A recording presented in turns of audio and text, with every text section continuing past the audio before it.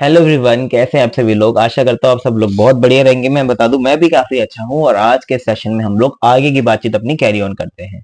क्या आपके दिमाग में कभी ये क्वेश्चन आता है कि जीएसटी जो इम्प्लीमेंट हुआ इंडिया में, उसको इतना समय क्यों लग गया, जबकि बाकी कंट्रीज में जैसे इवन पाकिस्तान में भी जीएसटी बहुत पहले ही लागू हो चुका था। और बहुत सारी कंट्रीज वैट वगैरह का सिस्टम खारिज कर चुकी थी बहुत समय पहले ही। तो व्हाट वाज द रीजन कि इंडिया में जीएसटी इतना लेट इंप्लीमेंट हुआ? क्या सरकार ने कभी इसके बारे में सोचा नहीं कि हमें जीएसटी लाना चाहिए और चीजों को एक तरीके से सिंप्लीफाई करना चाहिए और लोगों के ऊपर कंप्लायंस का जो बर्डन है उसको कम करना चाहिए? क्या सरकार ने ऐसा कभी सोचा नहीं होगा सर? तो आपको क्या लगता है कि सरकार ने कभी सोचा नहीं सोचा? चलिए आज उसी के बारे में बात करते हैं। लास्ट सेशन में हमने देखा था कि टैक्स क्या होता है, व्हाट इज टैक्स। हमने ये भी देखा था कि ये टैक्स चार्ज कौन करता है, उसको कैसे अधिकार मिले इस चीज को चार्ज करने के लिए, और किस सरकार को कौन सा टैक्स चार्ज करने के अधिकार हैं और कौन सा टैक्स चार्ज करने के अधिकार नहीं है। हमने ये सारी बातें बेटा बेसिक बेसिक देखी थी। This is important for a basic understanding, for a basic learning, for a basic framework in your mind for GST. तो इसलिए इंपॉर्टेंट है बेटा, आपको पता होना चाहिए। You are expected as a professional to know everything about GST from its inception to its demolish, अगर वो कभी फ्यूचर में होता है, एंड द वर्किंग कंडीशन और the framework as well. Obvious सी बात है। तो ठीक है। तो सबसे पहले अटल बिहारी वाजपेयी जी ने सन 2000 में जीएसटी को सजेस्ट किया था पार्लियामेंट्री सेशन में अपने, जब वो जिंदा थे और अपने पार्लियामेंट के तो मेंबर थे ही वो। तो उन्होंने सन 2000 में इसको एक तरीके से सजेशन पुट ऑन किया था पार्लियामेंट में कि हमारी कंट्री में, मतलब फर्स्ट सजेशन आया था सन 2000 में कि हमारी कंट्री में जो टैक्सेशन सिस्टम है, बेसिकली इनडायरेक्ट टैक्सेशन सिस्टम, उसके रिफॉर्म की जरूरत है। और उसको एक तरीके से हम लोगों को ऐसा बनाना है जीएसटी जैसा, मतलब एक सिंगुलर टैक्स की उन्होंने बात करी थी कि हमारी कंट्री में एक ही टैक्स होना चाहिए, मल्टीपल इनडायरेक्ट टैक्सेस नहीं होने चाहिए। ठीक है। सन 2000 में सोच रहे हो आप, अभी जो हमारा लागू हुआ वो बहुत साल बाद हुआ, 2017 में लागू हुआ। तो उसके 17 साल पहले से ये स्ट्रगल चल रहा था। या तो आप इसको जेनेसिस बोल सकते हो या आप इसको टाइमलाइन बोल सकते हो। मुझे ये भी पता है कि बहुत सारे बच्चों को तो ये चीज, आई एम डैम श्योर कि उनको ये चीज इतनी बैकग्राउंड पीछे तरीके से नहीं पता थी। ऐसा नहीं है कि मॉडल में नहीं है, ऐसा नहीं है कि हमारे सिलेबस में नहीं है, किताबों में नहीं है। आप इंस्टीट्यूट के मॉडल में देखिए, ये सारी चीजें इवन और डिटेल में मैंने तो छोटे में लिखी हैं। तो इसलिए हमें ये पढ़ना जरूरी है बेटा, क्योंकि मॉड्यूल का हमारे हिस्सा है और मैं आपको सारी चीजें अकॉर्डिंग टू मॉड्यूल ही पढ़ाने वाला हूँ। तो हमें पढ़ना तो जरूरी है ही। ठीक है। 2000 में सबसे पहले आइडिया आया, उसके बाद 2004 में केलकर इंडायरेक्ट कमेटी बनी, इंडायरेक्ट टैक्स कमेटी। अब केलकर कौन है? केलकर वाज, मतलब केलकर जी, डॉक्टर विजय केलकर उनका नाम पूरा था। आप गूगल पे सर्च भी कर सकते हो। वो एक ऐसे इकोनॉमिस्ट हैं और पॉलिसी मेकर है जो सरकार के बहुत प्रिय, आप मान सकते हो एक तरीके से सरकार के अंदर मोर क्वालिफाइड पर्सन जो होता है ना, एक पॉलिसी मेकर, तो वो विजय केलकर जी हैं। तो उन्होंने क्या किया, विजय केलकर जी के लीडरशिप में एक कमेटी का गठन हुआ। कमेटी का गठन हुआ जो इस मुद्दे को देख रही थी कि क्या हमें जीएसटी लाना चाहिए या क्या इनडायरेक्ट टैक्स रिफॉर्म लाने चाहिए या नहीं लाने चाहिए। तो जब हमारे कंट्री के अंदर सारा एकदम जो काम होते हैं वो प्रोसीजर के थ्रू ही होते हैं, तो ये काम भी प्रोसीजर के थ्रू ही होना था बेटा। तो इसलिए जीएसटी या इनडायरेक्ट टैक्सेशन में रिफॉर्म्स चाहिए नहीं चाहिए, उसके लिए केलकर इनडायरेक्ट टैक्स कमेटी बनाई गई। जैसे अभी के लिए डायरेक्ट टैक्स कोड के ऊपर बातें चल रही हैं, हालांकि उसके ऊपर अभी बातें चल रही है, फाइनलाइजेशन कुछ आया नहीं है, लेकिन हाँ हमारी एफएम ने बोला है, उसके बारे में पुट ऑन किया पार्लियामेंट में कि डीटीसी हमारा डायरेक्ट टैक्स कोड आना चाहिए। ये 2010 से चल रही है वैसे। अब जब डीटीसी आ जाएगा ना, तो उसका जेनेसिस हम जब पढ़ेंगे डीटीसी का, तो हम उसमें भी पढ़ेंगे बेटा कि 2010 में उसका इंसेप्शन हुआ था डीटीसी का। तो डीटीसी ऑलरेडी इंटरनेट पे अवेलेबल है, 2010 वाला वर्जन, तो आप वहां से देख सकते हो।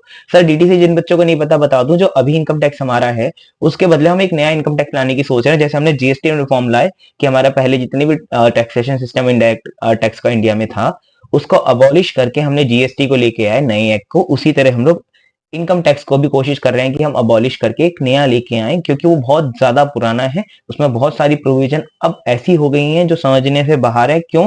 क्योंकि उसके अंदर सेक्शन ऐड होते जा रहे हैं, बहुत सारे सेक्शन ऑलरेडी हैं, अमेंडमेंट से ऐड होते जा रहे हैं और खिचड़ी बन गई है इसलिए। अच्छा, इसके बाद 2009 में बेटा फर्स्ट डिस्कशन पेपर आउट हुआ जीएसटी के ऊपर। डिस्कशन पेपर का मतलब क्या होता है कि एक तरीके से पब्लिक डॉक्यूमेंट होता है जिसके अंदर सारे उसके फायदे और नुकसान बताए जाते हैं। It is the public discussion paper, मतलब उसके ऊपर पब्लिक अपने कमेंट भी कर सकती है और प्रोफेशनल्स भी कमेंट कर सकते हैं और ये भी बता सकते हैं कि भैया ये चीज होनी चाहिए या नहीं होनी चाहिए। तो ईच एंड एवरीथिंग, मतलब पब्लिक के लिए पहली बार ही फर्स्ट डिस्कशन पेपर आया 2009 में बेटा। तो 2009 में आ गया, ठीक है। इसके बाद 122वां कॉन्स्टिट्यूशनल अमेंडमेंट बिल 2014। अब मैंने आपको बताया था लास्ट क्लास में भी कि अगर आपको जीएसटी लेके आना है तो जीएसटी जैसा कोई भी प्रावधान भारत के संविधान में नहीं है। तो जब ये प्रावधान आपको इंट्रोड्यूस करना है बेटा, इंट्रोड्यूस करने का मतलब अभी आप नया नया इसको लेकर के आओगे तो आपको क्या करना पड़ेगा, इंट्रोडक्शन के लिए आपको कॉन्स्टिट्यूशन ऑफ इंडिया में चेंज करना पड़ेगा। कॉन्स्टिट्यूशन ऑफ इंडिया में चेंज करना इतना आसान नहीं है। It is not a game of kids, it is not a game of toys. तो बेसिकली ये कोई ऐसी बात नहीं है जो बहुत आसान हो। इसके लिए क्या होता है, कॉन्स्टिट्यूशन हमारी आत्मा है देश की, it is a base for us. तो इसको बदलना, अमेंड करना मतलब उसमें चेंज करना काफी बड़ी बात है।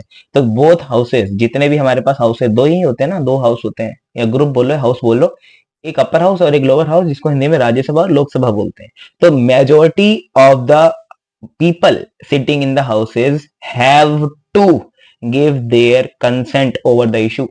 मेजोरिटी चाहिए इसमें हमें। और आपको पता है कि हमारे कंट्री में डेमोक्रेसी है, तो डेमोक्रेसी होने की वजह से हमारी कंट्री में जो पार्टी जीतती है उसके भी मेंबर जाते हैं पार्लियामेंट में, जो पार्टी नहीं जीतती, अपोजिशन की होती है, उसके भी मेंबर पार्लियामेंट में जाते हैं, एमपी जाते हैं। तो अगर कोई भी डिसीजन ऐसी पार्टी लेके आती है जो पावर में है, जैसे ये पार्टी कौन सी पावर में थी, अपनी बीजेपी पावर में थी जब जीएसटी आया, तो जब जीएसटी ने बिल पुट ऑन किया होगा तो बाकी अपोजिशन पार्टी जैसे कांग्रेस, आम आदमी पार्टी के एमपी, कांग्रेस के एमपी, या और भी बहुजन समाज पार्टी के भी एमपी, मतलब बहुत सारी पार्टी जो अपनी कंट्री में डेमोक्रेसी में है, उन सबके एमपीज ने इसको अपोज किया होगा। और देखो ये लाजमी सी बात है कि you oppose your opponent, obvious सी बात है, वो उनके अपोनेंट है, कॉम्पिटिटर, कुछ भी बोल लो तो अपोज तो करेंगे ना। तो it was not easy for any government to basically convince all of the member of the parliament in majority. तो इसलिए उनको ऐसा कुछ लड्डू देना पड़ा उनको, जिससे सब लोग इस बात पे माने। वो लड्डू क्या था अभी हम आगे भी देखेंगे उस चीज को, कि सरकार ने आखिर मनाया कैसे, वो हम बाद में देखेंगे, लेकिन हुआ क्या ये समझ लेते हैं पहले। तो 2014 में 122वां बिल पास किया गया। It was a bill, not an act. Bill क्या होता है बेटा, बिल मतलब होता है कि आप जब भी कोई चीज अमेंड करना चाहते हैं तो उस अमेंडमेंट से पहले आप बताते हैं वो अमेंडमेंट है क्या, इन अ फॉर्म ऑफ बिल। तो बिल इज नॉट दैट जो हम लोग पैसे देते हैं उसके बाद मिलता है, ये वो वाला बिल नहीं है बेटा। बिल का मतलब यहाँ पे क्या है कि आप मान लो किसी चीज में अमेंडमेंट करना चाहते हो, you present a bill to everyone, this is the amendment I would like to make in the constitution of India, would you be agreeing on this fact if I present it to you. ऐसा हम लोग बहस करते हैं पूरा parliamentary session में, और उसके बाद वोटिंग होती है। वोटिंग में अगर वो चीज अप्रूव हो जाती है तो वो माना जाता है कि उस हाउस से पास हो गया। फिर वो उसके बाद प्रेसिडेंट के पास जाता है। Once president signs the bill, it becomes an act, then it becomes an act. Okay, उसके पहले नहीं बनता। तो अभी ये बिल था, बिल मतलब जस्ट अ ड्राफ्ट कि कैसे कैसे चीजें काम करेंगी। इसके अंदर कोई भी लीगल फ्रेमवर्क नहीं था कि क्या चीज कैसे होगा, रेट कितना लगेगा जीएसटी का, क्या चीज इसमें होंगी क्या नहीं होंगी, कुछ भी नहीं था। बस जीएसटी के बारे में बातें थी, बेसिक बेसिक सी बातें कि क्यों हमें लाना चाहिए। अब 2014 में ऐसा हुआ। उसके बाद 2015 में आप देख रहे हैं, हमने शुरू किया था बेटा 2000 से, 2000 से 14 साल बाद तो बेटा हम यहीं पहुंचे कि हम केवल बिल प्रेजेंट कर पाए, और उसको एक तरीके से प्रेजेंट करने के बाद 2015 में वो लोकसभा से पास हुआ। मैंने बताया था आपको दोनों हाउसेस में पास होना चाहिए बेटा। तो 2015 में वो लोकसभा में पास हुआ, 2016 में वो पास हुआ कहीं जाके आपका राज्यसभा में। तो देखा आपने 2000, फिर 2004, फिर 2009, फिर 2014, फिर 2015, फिर 2016 में कहीं जाके 3 अगस्त को वो बिल पास हो गया राज्यसभा में। राज्यसभा में पास होने का मतलब बेटा आप समझ गए ना, कि राज्यसभा की सारे लोगों ने मंजूरी दे दी। पहले लोकसभा के सारे लोगों ने मंजूरी दी, और उसके बाद राज्यसभा में पास होने में लगभग 1 साल लग गया। ठीक है जी, ठीक है, ओके। इसके बाद 8 सितंबर वो दिन था जिस दिन ये चीज अप्रूव हुई। 8 सितंबर को बेटा 2016 में ये चीज हो गई अप्रूव, मतलब दोनों जगहों से जब ये अप्रूव हो गया 3 अगस्त के बाद, 8 सितंबर वो दिन था जिस दिन ये सब अप्रूव होने के बाद प्रेसिडेंट की एसेंट मिल गई, मतलब प्रेसिडेंट ने उस बिल के ऊपर सिग्नेचर कर दिया। और उसके सिग्नेचर करते ही बेटा ये बन गया act. 101 amendment, constitutional amendment act आना चाहिए यहाँ पे, कॉन्स्टिट्यूशनल अमेंडमेंट एक्ट 2016 बेटा ये बन गया। अपने नोट्स में आप अपडेट कर लेना इस चीज को, ठीक है। और हाँ, नोट्स की जहां तक बात है यार, मैंने आपको शायद बताया पहले भी, मैं अभी भी बता रहा हूँ, ड्राइव में मैं अपलोड कर दूंगा 1 बाय 1 डे बाय डे। जैसे लेक्चर 1 हमारा था तो लेक्चर 1 के नोट्स अलग, लेक्चर 2 के नोट्स अलग, ऐसे करके आप लास्ट में सबको कंपाइल कर लेना एक साथ, पीडीएफ में सारी अपलोड कर दूंगा। आप अपने पास आराम से इसको सजा के संभाल के रखना, ठीक है जी। और सारी पीडीएफ से आप रेफरेंस ले सकते हो, जो भी मैं चीज लिखूंगा ये सब चीजें पीडीएफ में अवेलेबल होंगी एज इट इज, ताकि मार्किंग आप भूल ना जाए, है ना। तो पीडीएफ ये मार्क वाली ही मैं अपलोड करूंगा, सिंपल पीडीएफ अपलोड नहीं करूंगा ताकि आपको मार्किंग एक्स्ट्रा ना करनी पड़े। तो मैं यहाँ पे यही पीडीएफ अपलोड कर दूंगा जिसमें मैं मार्किंग कर रहा हूँ। आप भी मार्किंग कर लेना। अगर आप कॉपी में नोट्स लिख रहे हो तो फिर आप ऐसे मार्किंग अपने हिसाब से कर लेना। ठीक है, देखो प्रेसिडेंट की एसेंट मिल गई तो ये बन गया 101 amendment act, 101 constitutional amendment act 2016। तो आपके लिए वेरी वेरी इंपॉर्टेंट है। सर क्यों? क्योंकि पेपर के अंदर ये चीज और ये बिल वाली चीज कि 122वां बिल था हमारा, कहां गया बेटा 122वां बिल, ये वाला, कि बिल नंबर 122 था और वो एक्ट बना 101। तो मतलब हमारे संविधान में पहले ही 100 अमेंडमेंट हो चुकी हैं, मतलब 100 बार हमारे संविधान को बदला जा चुका है ऑलरेडी। जब से हम आजाद हुए हैं, ऑब्वियसली बात है, जब से संविधान बना है 1950 से, जब से इतनी बार बदला जा चुका है। तो अभी तक बहुत बार बदला जा चुका है, 100 बार। 101वीं बार जो बदला गया वो बदला गया था जीएसटी के लिए। है ना बढ़िया चीज यार, जीएसटी का नंबर 101 है। तो आपको पेपर में ये चीज याद रखनी है, एमसीक्यू में बहुत बार पूछा जा चुका है, आगे भी पूछा जाएगा कि what was the amendment act to enact GST in India. अब देखो बहुत सारे बच्चे यहाँ के बाद अपने प्रोफेशनल कोर्सेज के बाद इंटरमीडिएट लेवल पे भी गवर्नमेंट जॉब की भी तैयारी करते हैं। तो बेटा गवर्नमेंट जॉब की तैयारी में तो आपको पता है ना, ये सारी चीजें बहुत डिटेल में पूछी जाती हैं। तो इसलिए अगर आप अभी से पढ़े रहोगे तो आपको आगे हेल्प करेगा। I am not basically taking any benefit of these facts to present it to you. बात यह है कि इनकी जो अच्छाइयां हैं वो एक अलग चीज है, इनकी बुराइयां जो है वो तो कुछ है ही नहीं, लेकिन वो भी एक अलग चीज है ना। अभी हमें अगर पढ़ना है, अभी हम ये कोई फास्ट ट्रैक लेक्चर तो देख नहीं रहे, हम लोग डिटेल में अगर पढ़ रहे हैं तो we must cover each and everything ना।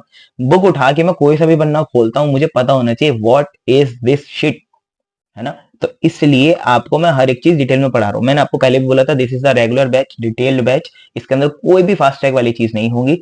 फास्ट ट्रैक, वन शॉट और मैराथन वगैरह वो सब मैं एग्जाम के पास आपके लिए लेके आऊंगा, वो सब आप देख लेना अगर आपको उसी से ही पढ़ाई करनी है। But this detail understanding, this detail concept is not matchable with any fast track. ठीक है, चलो फास्ट ट्रैक तो यार मैं भी क्लास आपको करा सकता हूँ, but this is not the way I teach. Okay, fast track वाली अपने जो फॉर्मेट में है वो हम लोग शिफ्ट करेंगे एग्जाम के पास जहां पे जरूरत होगी। अभी अपने पास एम्पल टाइम है, तो एम्पल टाइम का यूटिलाइजेशन करते हुए सब चीज को डिटेल में सीखना आपकी जिम्मेदारी खुद की भी है। ठीक है, ओके। तो हमें ये चीज तो याद होनी चाहिए कि 101 अमेंडमेंट, कॉन्स्टिट्यूशनल अमेंडमेंट एक्ट 2016 में ये चीज पास हुई, पारित हुई, और पारित कैसे हुई वो पूरी प्रोसेस हमको दिमाग में बन जानी चाहिए। ओके, इसके बाद 16 जून, अभी भी ये मत समझना कि 8 सितंबर को जीएसटी लागू इंडिया में हो गया। जीएसटी लागू इंडिया में अभी नहीं हुआ, जीएसटी अभी लागू नहीं हुआ, ये बैकएंड पे ही चल रहा है। बैकएंड पे चलने का मतलब भाई प्रेसिडेंट ने अप्रूव कर दिया। अब देखो ऐसा होता है, प्रेसिडेंट ने अप्रूव कर दिया इट मींस वो लॉ बन गया, लेकिन लॉ का इम्प्लीमेंटेशन भी होता है।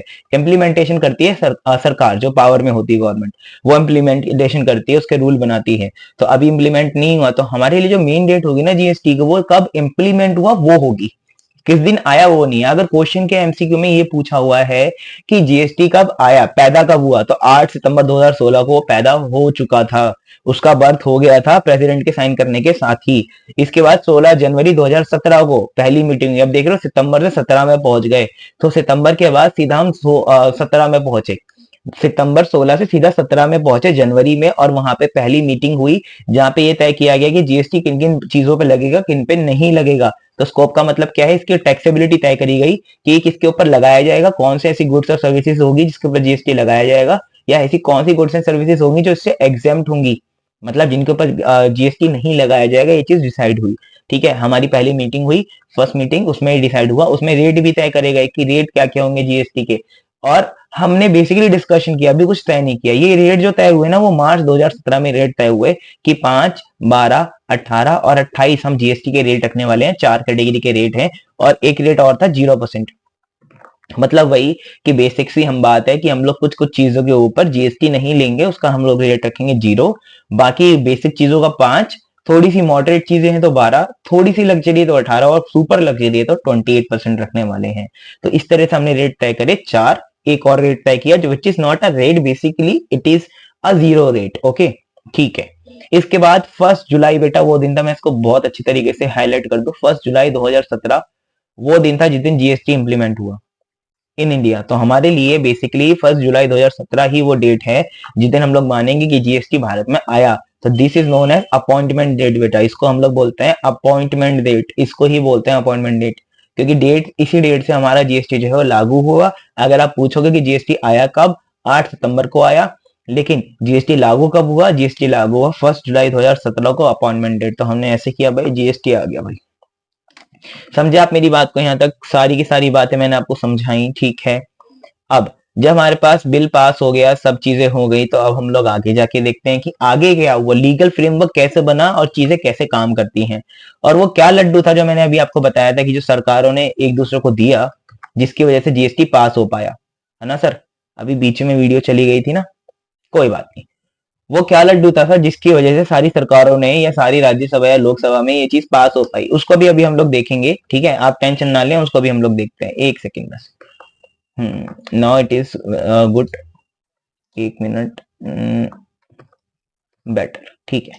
चलो अब हम लोग आगे बढ़ते हैं। तो हमारा 101 अमेंडमेंट एक्ट पास हो गया। अब उस 101 अमेंडमेंट एक्ट में ऐसा था कि एक्चुअली में जिससे जीएसटी एक्चुअली में इंप्लीमेंट हो पाया, उसने क्या पावर दी, क्या संविधान में चेंजेस क्या करे? यार इतनी देर से आप बड़बड़ कर रहे हो कि संविधान में चेंज करे चेंज करे चेंज करे, लेकिन किया क्या चेंज? देखो, 101 अमेंडमेंट से संविधान के अंदर 3 नए पन्ने जुड़े।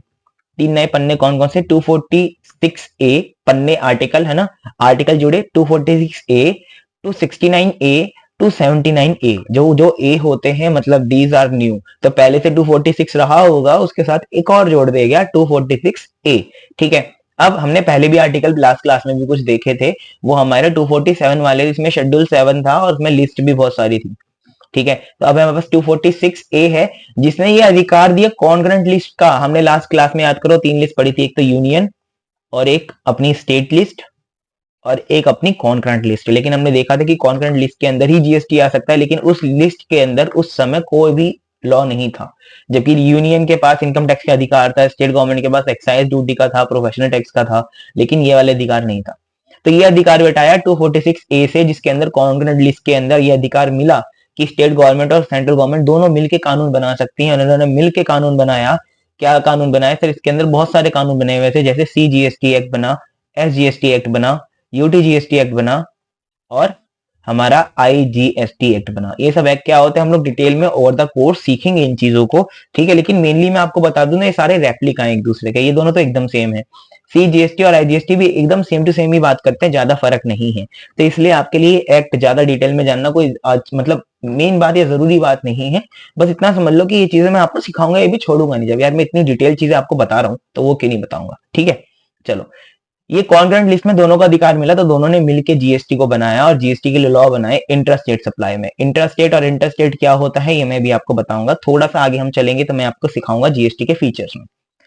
अभी के लिए समझ लो कॉन्करेंट लिस्ट के अंदर दोनों ने मिलकर जीएसटी लगाया, ठीक है?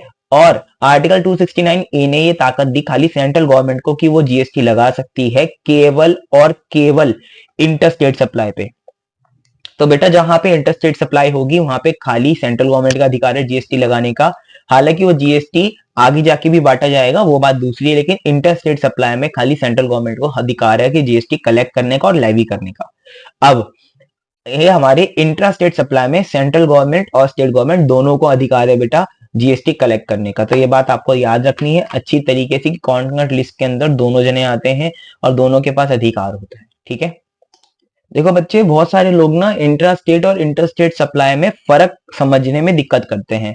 मैं आपको बहुत अच्छे से समझाऊंगा, बस मुझे थोड़ा सा समय दो। देखो मैंने आपके लिए हर एक चीज रेडी करके रखी है। देखो बेटा कितने प्यारे मैंने आपके लिए नोट्स बनाए हैं, ये मेरे रेगुलर क्लास के ही नोट्स हैं।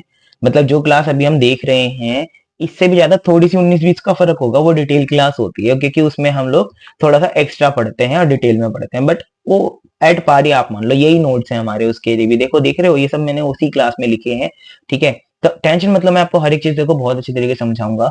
अभी तक आप समझ ही गए होंगे कि नोट्स की क्वालिटी जो है वो A1 है, कहीं से कहीं तक कोई दिक्कत नोट्स में नहीं आएगी। बस जैसे जैसे मैं चला रहा हूँ वैसे वैसे आपको चलना है।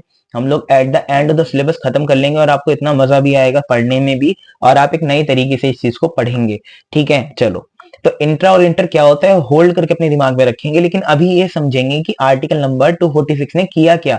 आर्टिकल नंबर 246 ए ने बेटा ये किया कि इंट्रा स्टेट सप्लाई के ऊपर स्टेट गवर्नमेंट सेंट्रल गवर्नमेंट दोनों को अधिकार दिया। आर्टिकल नंबर 269 ए ने ये किया कि खाली सेंट्रल गवर्नमेंट को अधिकार दिया इंटर स्टेट सप्लाई के ऊपर जीएसटी लगाने का, ठीक है? ओके सर, ठीक है। अब आर्टिकल नंबर 279 ए ने किसको अधिकार दिया? कि सरकार को अधिकार दिया आप एक ऐसी काउंसिल बनाओ जो डिस्कशन करेगा जीएसटी के लिए। क्या करेगा? डिस्कशन करेगा जीएसटी के लिए। इसको नाम दिया गया independent advisory council for GST. मतलब जीएसटी के बारे में जितनी भी चीजें भारत में होती हैं, रेट तय करना, या ये जो मीटिंग हुई थी हमारी फर्स्ट मीटिंग, ये भी जीएसटी काउंसिल की हुई थी। तो एक ग्रुप बना दिया गया, जैसे हम व्हाट्सएप पर ग्रुप नहीं बनाते कि भैया एक ग्रुप बना दिया हमने, उस ग्रुप के अंदर केवल वो लोग होंगे जो जीएसटी के बारे में बातचीत करेंगे। ऑब्वियसली बात है, जीएसटी काउंसिल के अंदर बहुत सारे लोग थे।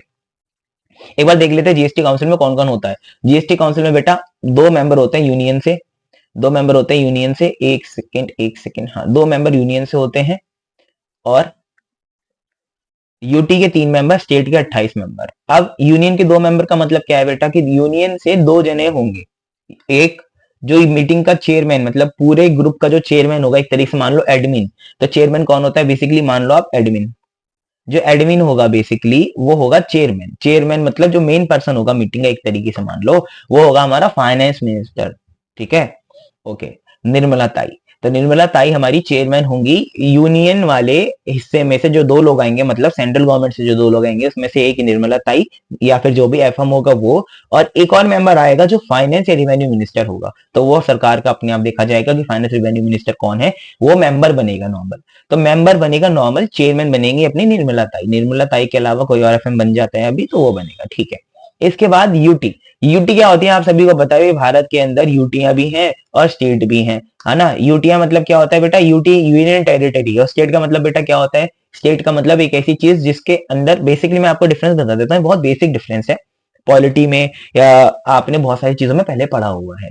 यूनियन टेरिटरी में क्या होता है कि अपने उसके पास लेजिस्लेचर पावर नहीं होती है, ठीक है, लेकिन स्टेट के पास अपनी लेजिस्लेचर पावर होती है। जैसे हमारे पास एक स्टेट है यूपी, तो यूपी अपने कानून खुद बना सकती है, लेकिन अगर कोई यूटी है, जैसे अभी हमारी नई यूटी बनी लद्दाख, तो लद्दाख अपने कानून खुद नहीं बना सकती, उसके कानून कोई और बनाएगा, बस यही फर्क होता है। तो वहां पे बेसिकली क्या होता है, जैसे हर एक स्टेट के अंदर हमारी लोकसभा होती है, तो मतलब लोकसभा का मतलब क्या हो गया, बेसिकली हमारी बात है लोअर हाउस होता है। तो उस लोअर हाउस में मेंबर्स होते हैं MLA, members of legislative assembly. तो लेजिस्लेटिव असेंबली यूटी में नहीं होती है बेटा, एमएलए नहीं होते हैं वहां पे, स्टेट में एमएलए होते हैं, बस इतना ही फर्क आपके लिए बहुत है जानना। तो हमारे कंट्री के अंदर यूटी भी है, तो 3 यूटी के मेंबर चुने गए। अब एक एक मेंबर क्यों चुना गया एक जगह से, तो ये बोला गया कि भैया जैसे आप मान लो कि आप आते हो, मान लो दिल्ली से आते हो, दिल्ली भी एक यूटी है बेटा, है ना, दिल्ली स्टेट नहीं है, लेकिन दिल्ली एक स्पेशल कैटेगरी में आ जाती है क्योंकि दिल्ली के पास एमएलए वाली चीजें हैं। तो दिल्ली यूटी होने के बाद भी लेजिस्लेटिव असेंबली रखती है, लेकिन इसके डिसीजन फिर भी एलजी को देने पड़ते हैं। एलजी मतलब गवर्नर, ठीक है, लेफ्टिनेंट गवर्नर, जो सेंट्रल गवर्नमेंट का होता है। तो इससे पूछे बिना कोई भी डिसीजन पारित नहीं होता, हालांकि एमएलए यहाँ होते हैं। अब 3 मेंबर यूटी से आएंगे, मतलब जैसे दिल्ली, पूरी दिल्ली को रिप्रेजेंट करने के लिए कि क्या मुद्दे हैं, क्या नहीं है, क्या दिल्ली में जीएसटी किस तरह चल रहा है, किस तरह नहीं चल रहा है, क्या दिल्ली में जीएसटी में कोई चेंज चाहिए नहीं चाहिए, तो इसके लिए 3 जने यहाँ से आएंगे। इसके अलावा 28 जने, बाकी स्टेट बची हमारी 28, तो वहां से एक एक स्टेट से एक एक बंदा आएगा उसको रिप्रेजेंट करने के लिए। यूनियन से 2 जने आएंगे, यूटी से 3 जने आएंगे, क्योंकि 3 ही यूटी है, स्टेट से 28 जने आएंगे। टोटल मेंबर कितने हुए, 28, 29, 30, 31, 32, 33 मेंबर हमारे टोटल हो गए, 33 मेंबर्स। ठीक है बेटा, 33 मेंबर्स हमारे टोटल है, और 33 मेंबर्स का मैंने ब्रेकआउट आपको यहाँ पे दे दिया। ये बात आपको याद रखनी है क्योंकि ये एमसीक्यू में भी पूछी जा सकती है, और ये full flash question GST council पे बन सकता है, फाइनल वाले बच्चों के लिए स्पेशली, और इंटर वाले बच्चों के लिए तो कॉन्सेप्चुअल है तो उनमें भी बन सकता है। ओके सर, तो आप ये भी सोच रहे होगे कि सर ऐसे तो यूटी में बहुत सारी यूटी अपने पास है, तो हमें बेटा यहाँ पे यूटी वही वाली लेनी है जिसके अंदर लेजिस्लेटिव असेंबली नहीं है। तो लेजिस्लेटिव असेंबली जिनमें नहीं है केवल उन्हीं को लेंगे, इसलिए यहाँ पे दिल्ली स्टेट वाले हिस्से में आता है, इसमें नहीं आता। तो इसके अंदर फिर कौन कौन सी चीजें आती है बेटा, इसके अंदर चीजें आती हैं जो लेजिस्लेटिव असेंबली के बिना है। इसमें कौन कौन सी आती है मैं बता देता हूँ आपको, इसमें 3 में कौन कौन सी आएंगी बेसिकली। तो आपको पता है एक चंडीगढ़ है इसके अंदर, एक आपके पास यहाँ पे अंडमान निकोबार है, चंडीगढ़ है, और अभी लक्षद्वीप है, और दमन दीव एंड हवेली है। तो अभी 4 हैं वैसे बेसिकली, लेकिन जीएसटी काउंसिल में अभी खैर के लिए हमें जो पढ़ना हो 3 ही पढ़ना है, क्योंकि ये लक्षद्वीप, ओ सॉरी, ये हमारी लक्षद्वीप वाली या दादर एंड नियर हवेली वाली, ये सारी चीजें हम लोग एक्सक्लूड करके एक ही रिप्रेजेंटेशन में ले आते हैं 3 में। तो ठीक है, ओके, आपको ये बात याद रखनी है। लेकिन दिल्ली के पास लेजिस्लेटिव असेंबली है तो वो इसमें नहीं आएगी। वैसे हमारे पास यूटियां यही है 5, अंडमान निकोबार, चंडीगढ़, दमन दीव एंड नगर हवेली, और लक्षद्वीप, और अभी लद्दाख भी बन गया। तो लद्दाख को यहाँ पे तो कंसिडर हमने किया ही नहीं है क्योंकि अभी वो बहुत नई नई बात है, ठीक है, तो इसलिए अभी वो हमारे पास नहीं है। वैसे वो भी कंसिडरेशन में लिया जा सकता है अगर हम चाहें, कोई बहुत बड़ी बात नहीं है, ठीक है, ओके। चलो इसके बाद हम लोग फंक्शन देख लेते हैं, आखिर जीएसटी काउंसिल बेटा करेगी क्या, बनेगी कैसे, 33 मेंबर से बनेगी, 2, 3 और 28, ये आपको याद रखना है एमसीक्यू में, और वैसे नॉर्मली क्वेश्चन में थ्योरी में पूछा जा सकता है, क्योंकि आपके पहले कुछ चैप्टर्स थ्योरेटिकली है, थ्योरेटिकल चैप्टर्स में से कुछ भी ज्यादा और से पूछा नहीं जा सकता, जीएसटी काउंसिल पूछा जा सकता है, और ये सारी चीजें बेसिक बेसिक पूछी जा सकती है जो मैंने आपको बताई। फंक्शन क्या होंगी, ये रिकमेंडेड करेंगे, मतलब बेसिकली सलाह देना, इनका मतलब क्या है, फीचर क्या है, बेसिकली सलाह देना, it is what does it mean, advice, advice करेंगे, टैक्स रेट बताएंगे, थ्रेशोल्ड लिमिट बताएंगे, एग्जेम्पशंस बताएंगे, special provision for special state बताएंगे। बेसिकली अब मैं एक एक शब्द का आपको मतलब समझाता हूँ। टैक्स रेट एंड सेस आप समझ ही चुके हो कि टैक्स रेट क्या होंगे। अच्छा, अब एक चीज और होती है सेस। सेस ना मैं अभी आपको समझाऊंगा, हमारे पास पढ़ने के लिए सेस है, देखो यहाँ पे मैं बताता हूँ आपको, कहाँ है सेस, ये रहा, जीएसटी कंपनसेशन सेस। ये क्या लगता है, लग्जरी एंड सिन गुड्स के ऊपर लगता है। लग्जरी और सिन गुड्स क्या होते हैं अभी हम लोग देखेंगे, थोड़ा तसल्ली रखेंगे बस, लेकिन ये उसका भी रेट बताएंगे। आप इतनी तरह से आप भी समझ लीजिए कि एक टैक्स रेट नॉर्मल होगा, जो अभी हमने ऊपर पढ़ा कि टैक्स रेट ये वाले हैं हमारे, 5, 12, 18, 28। अब ये क्या, अभी तो उन्होंने बता दिया, फिर क्या बता रहे, तो बेटा टैक्स रेट के बाद ये भी तो बताएंगे वो लगेंगे किसके ऊपर, कितना लगेगा, कितना नहीं लगेगा, और ये टाइम टू टाइम चेंज भी कर सकते हैं। सेस भी बताएंगे किसके ऊपर लगेगा, किसके ऊपर नहीं लगेगा। खैर के लिए सिन गुड्स एंड लग्जरी गुड्स के ऊपर लगता है, वो मैं बताऊंगा आपको कैसे कैसे लगता है। अब जिनके ऊपर जीएसटी लगाया जाता है, क्या उनके लिए कोई लिमिट है, जैसे इनकम टैक्स में लिमिट है कि 5 लाख रुपए तक आपको कोई टैक्स नहीं देना बेटा, तो क्या यहाँ पे भी कोई लिमिट है, तो वो लिमिट अगर है तो ये बताएंगे कि थ्रेशोल्ड लिमिट वो क्या है, कहां तक जीएसटी की लिमिट है, या कौन सी ऐसी लिमिटेड टर्नओवर है कि इनकम है जहां पे जीएसटी लगाना हम शुरू करेंगे, वो भी यही बताएंगे, एडवाइस करेंगे। एग्जामेशन कि किसके ऊपर जीएसटी नहीं लगेगा, जो स्कोप से ही बाहर है, नॉट टैक्सेबल है, वो भी ये बताएंगे कि टैक्सेबल है कि नहीं है, नॉट टैक्सेबल क्या चीज है। Special provision for special state, अब कुछ कैटेगरीज यहाँ पे रखी गई हैं जिनका नाम है स्पेशल स्टेट, मतलब हमारी जितनी स्टेट्स हैं भारत के अंदर 28, उनमें से कुछ स्टेट्स को बाहर रखा गया है नॉर्मल स्टेट की कैटेगरी से, और उनको डाला गया है स्पेशल स्टेट की कैटेगरी में।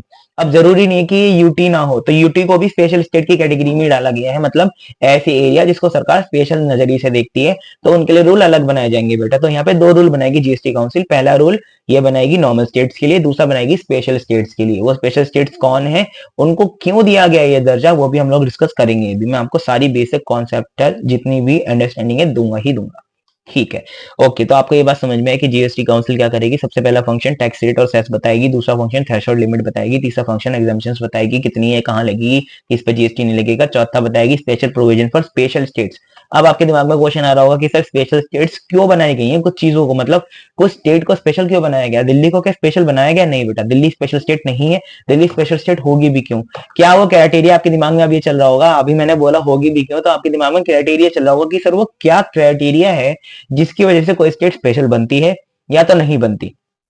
देखो देयर आर मल्टीपल रीजंस कि एक स्टेट स्पेशल बन भी सकती है और नहीं भी बन सकती है। सबसे पहला जो हमारे पास रीजन है, ज्योग्राफिकल चैलेंजेस।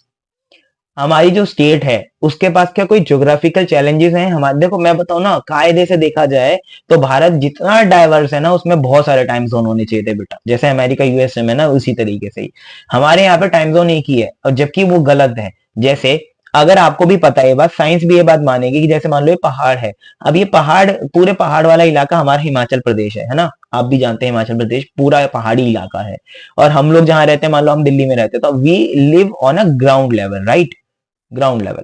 तो टाइम ना चेंज होता है, आप देखोगे, तो जैसे हमारा साइंस में भी ये चीज है, आप नेट पे सर्च करना, टाइम थ्योरी है, बहुत अच्छी तरीके से बताया हुआ है। ये हमारा सी है, ठीक है, सी, सागर, नदी नहीं, सी।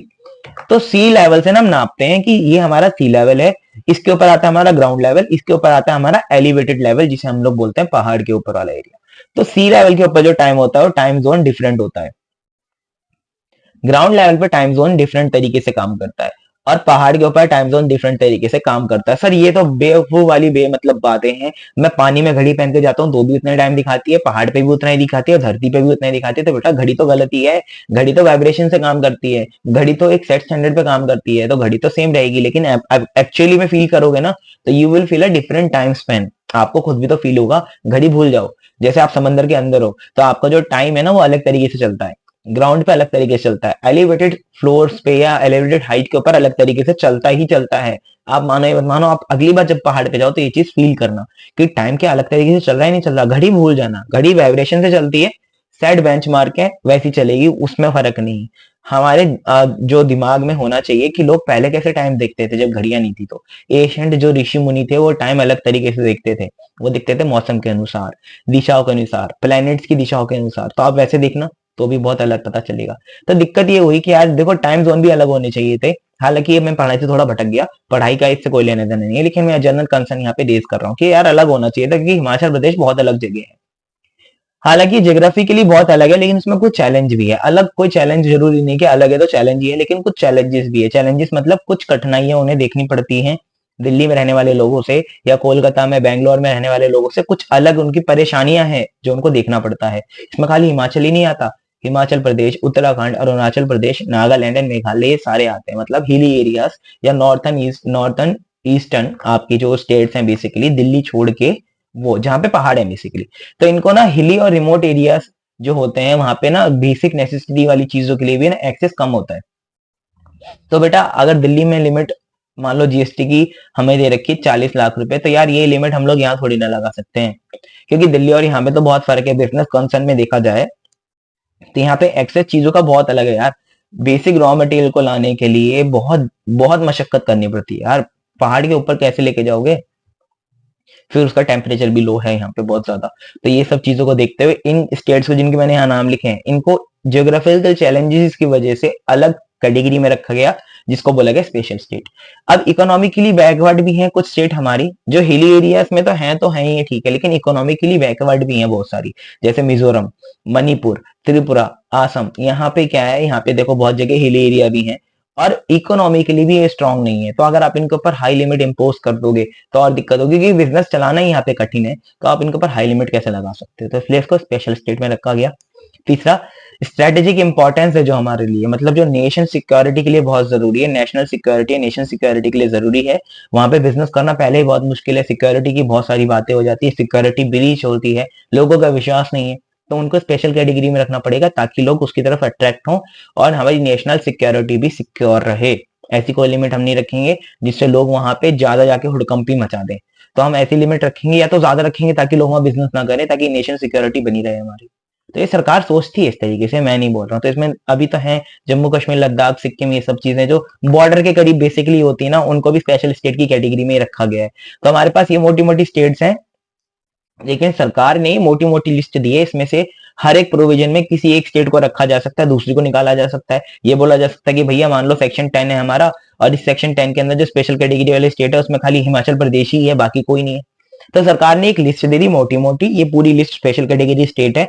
अब इनमें से कौन सी प्रोविजन में कौन सी स्टेट जाएंगी वो हम बताएंगे आपको, ठीक है। इनमें से सारी भी जा सकती हैं, कुछ भी जा सकती हैं, ये सारा काम जीएसटी काउंसिल का बताने का है। Okay sir, okay okay. इसके बाद ये जीएसटी काउंसिल जो अपने मतलब निर्णय लेती है वो कैसे लिया जाएगा? तो कोरम मतलब क्या होगा कि कितने लोग मिनिमम प्रेजेंट होंगे। मिनिमम प्रेजेंट लोगों की संख्या कितनी होनी चाहिए? 50 होनी चाहिए। सर 33 का 50% कितना हुआ? 33 का 50% तो हुआ 16.5। तो अगर 16 लोग चाहिए, नहीं बेटा 16 लोग नहीं चाहिए, आपको 17 लोग चाहिए।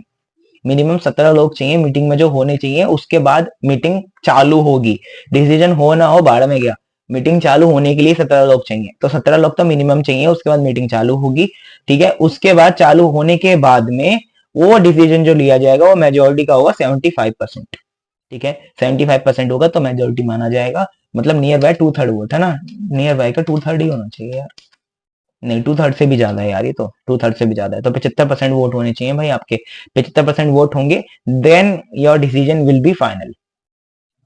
अब पीछे क्या हुआ ना, अभी पीछे क्या है यार, हमारे सिलेबस में ही है नहीं, बट मैं आपको बता रहा हूँ। मैं आपको बहुत सारी चीज ऐसी बताऊंगा बेटा।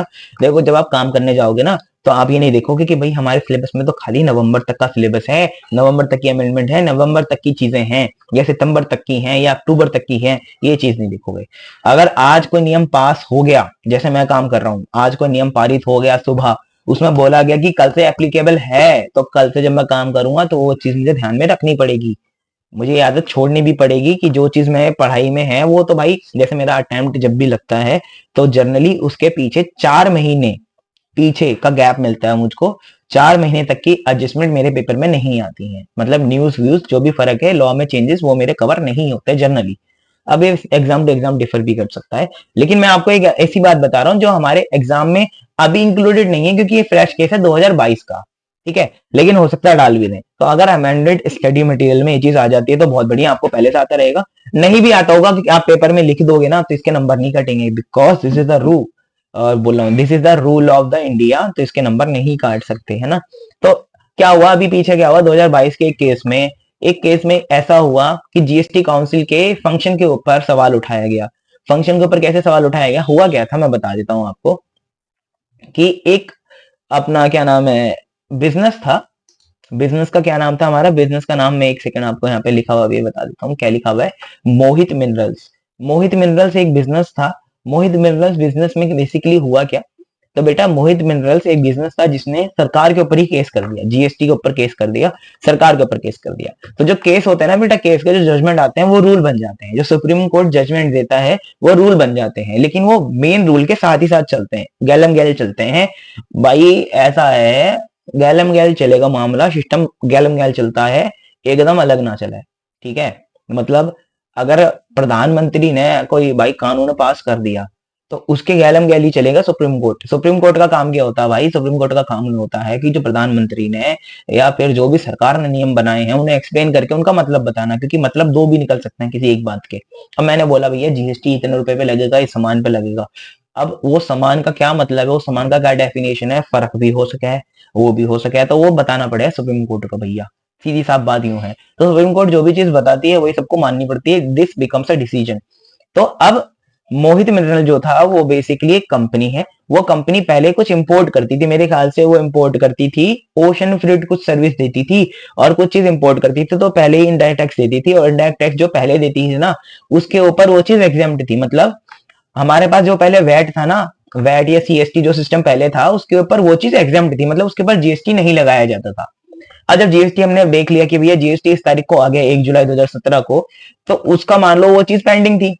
पेंडिंग मतलब उसके ऊपर जो टैक्सेबिलिटी थी प्रोडक्ट के ऊपर, अब वो टैक्स लग गया क्योंकि जीएसटी में वो चीज टैक्सेबल है, पहले वो टैक्सेबल नहीं थी, तो अब उसके ऊपर टैक्स लग गया, तो उसने केस कर दिया कि भैया जीएसटी काउंसिल ने बोल दिया, तो क्या मैं मान लूं, क्योंकि जीएसटी काउंसिल के पास ये बोला गया था कि जीएसटी काउंसिल ने तो भैया सरकार को बोला है कि इन चीजों के ऊपर टैक्स लगाओ मीटिंग में। जीएसटी काउंसिल की मीटिंग होती है ना, तो उन्होंने बोल दिया भैया इसके ऊपर टैक्स लगेगा। तो मोहित ने बोला कि क्या जीएसटी काउंसिल के बोलने से ही मात्र ये चीज फुलफिल हो जाती है, क्योंकि जीएसटी काउंसिल के पास कोई भी अधिकार नहीं है चीज करने का। भाई वो भी पेन से पढ़ के गया था मोहित भी, मोहित ने, वो मैंने पढ़ाया था, उसने मेरे को फोन भी किया, मैंने बताया मैंने कि बेटा देखो आर्टिकल 246 ए खाली पावर किसको देता है, सेंट्रल गवर्नमेंट स्टेट गवर्नमेंट को। आर्टिकल नंबर 269 पावर देता है सेंट्रल गवर्नमेंट को। 279 ए पावर देता है जीएसटी काउंसिल बनाने की, और वो एक एडवाइजरी बॉडी है, मैंने यहाँ पे आपको लिख के भी दिया कि एडवाइजरी बॉडी है, it is not rule making authority. तो जो जीएसटी काउंसिल बोल देता है वो रूल बनेगा नहीं बनेगा ये सरकार के ऊपर डिपेंडेंट है। ठीक है, सरकार चाहेगी तो बनेगा, नहीं चाहेगी तो नहीं बनेगा, सरकार जब तक नियम नहीं बनाती जब तक कुछ भी नहीं होगा। तो इसमें क्या हुआ था, इसमें सरकार मतलब अपने कोर्ट ने, सुप्रीम कोर्ट ऑफ इंडिया ने ये जजमेंट सुनाया कि बेटा आपको ये बात याद रखनी कि GST council only advisory body है, ये एक तरीके से सलाहकार है, it is not the rule making body. Rule केवल सेंट्रल गवर्नमेंट स्टेट गवर्नमेंट ही बना सकती है in their respective articles power, इसको कोई पावर नहीं रूल बनाने की, तो जीएसटी काउंसिल की कही गई बात रूल नहीं होती। तो ये जो सुनाया गया फैसला सुनाया गया मोहित मिनरल के अपने बेसिकली पक्ष में, और यही बोला गया कि मोहित मिनरल बिल्कुल सही है, सचिन सर ने एकदम सही पढ़ाया उसको। मोहित भी ये बात जानता था कि सचिन सर एकदम सही पढ़ाते हैं, उसको मेरे पे भरोसा था, तो उसने वहां पे केस कर दिया। ठीक है, तो आर्टिकल नंबर 279 ए ये बोलता है कि जीएसटी काउंसिल बनाई जाएगी, वो सरकार को एडवाइस करेगी। फंक्शन में हमेशा देखो क्या लिखा, फंक्शन रिकमेंडेशन, मतलब एडवाइस करना, रूल बनाना नहीं। तो बहुत सारे लोग तो ये सोचते हैं यार जीएसटी काउंसिल ने ये डिस्कस किया तो वही चीज हो जाएगी, नहीं बेटा ऐसा जरूरी नहीं है, हमेशा नहीं होता। चलो आज की क्लास यहीं एंड करते हैं, हमने आज भी बहुत सारी चीजें सीखी।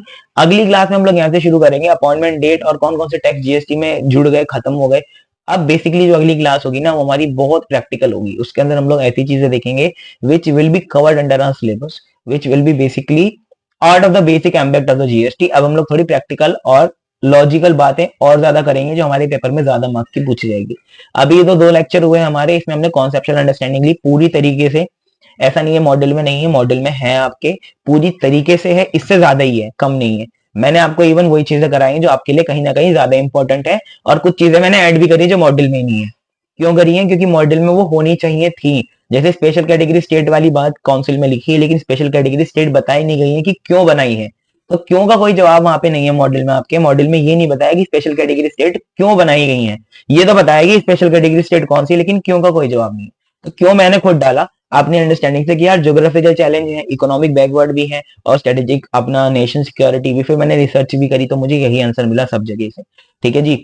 तो मैं बेयर एक्ट पढ़ता हूँ हमेशा, बेयर एक्ट से पढ़ने के बाद मुझे यही इंसाइट मिली कि इसी की वजह से ये हो सकता है, तो मैंने यहाँ पुट ऑन कर दिया। ठीक है, अब हम लोग जो अगली चीजें पढ़ेंगे बिल्कुल एकदम स्टडी ओरिएंटेड रहेंगे। अभी भी स्टडी ओरिएंटेड ही थे, लेकिन आपको एक बात समझनी है कि हम लोग डिटेल में चीजों को पढ़ रहे हैं। अब हम लोग जब पढ़ेंगे तो पढ़ेंगे जीएसटी के आने से कौन कौन से टैक्स खत्म हो गए, कौन कौन सी चीजों पे अभी भी जीएसटी लगता है, या कौन कौन सी चीजों पे अभी भी प्रीवियस वाला टैक्सेशन सिस्टम ही लगता है।